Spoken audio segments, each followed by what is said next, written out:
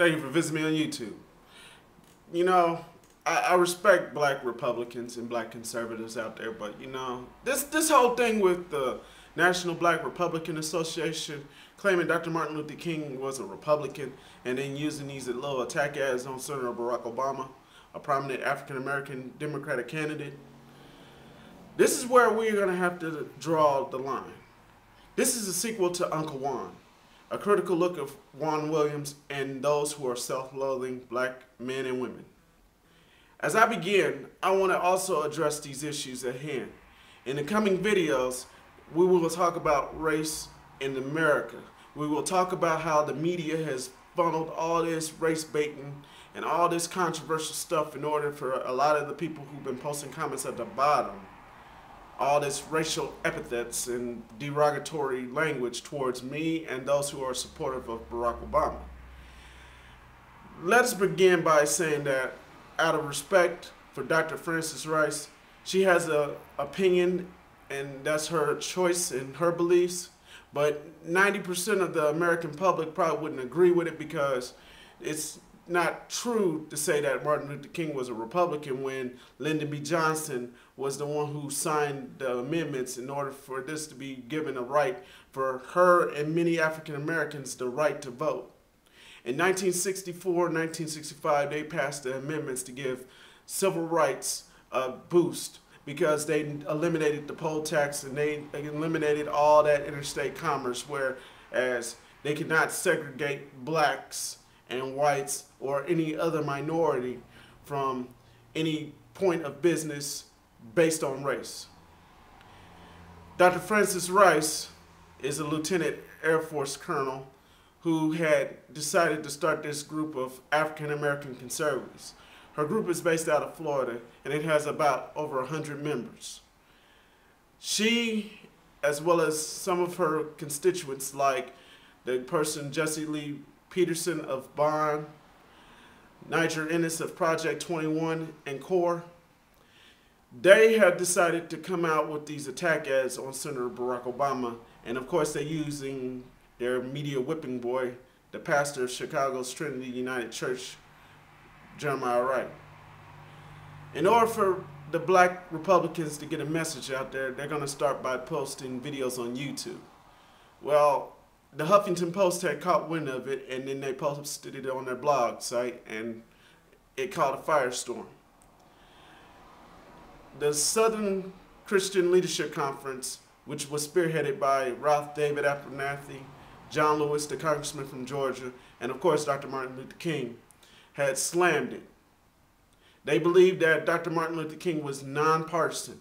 They believed that Martin Luther King once picked on people who were just too conservative, whether they were black or white. John Lewis, a congressman from Georgia, had said it best that those ads were disgusting, and they do not prove a point by using Dr. Martin Luther King as their attack, as their funnel for fuel, of course, where to get black voters to dump the Democratic Party for the Republicans. Of course, a lot of the people out here are going to say since 1960, the Republicans had done more for the black community than what the Democratic Party has done. That is false. I believe that both parties have not done enough for the black community. And most African Americans do not want handouts. Not many, not some, not all. The whole purpose of the Dr. Martin Luther King legacy is to tell people that if change is about to come, it's going to come through nonviolent acts. It's going to come through making sure that you're against going to war for unjust purposes. And it also says that civil rights is due for all, not just black and white, not just Asian American, Latino, not just Native American, all. Dr. Frances Rice and the National Black Republican Association are wrong. Completely, utterly wrong. Juan Williams, the commentator from the National Public Radio and Fox News, wrong. These people are black self-loathing conservatives who just hammer on the black community with false stories about what's going on in the African American community. They paint black music as ghetto. They say that every black woman is having children out of wedlock. They're saying that black men are either in jail or smoking or doing drugs. And some of it may lead to being true, but it's a choice of the person, not of what the media tells you. The media has been very corrupted these years, and it's time to take a stand against the media. It's time to turn that shit off. Declare your independence from the media. Go out there and look into the books.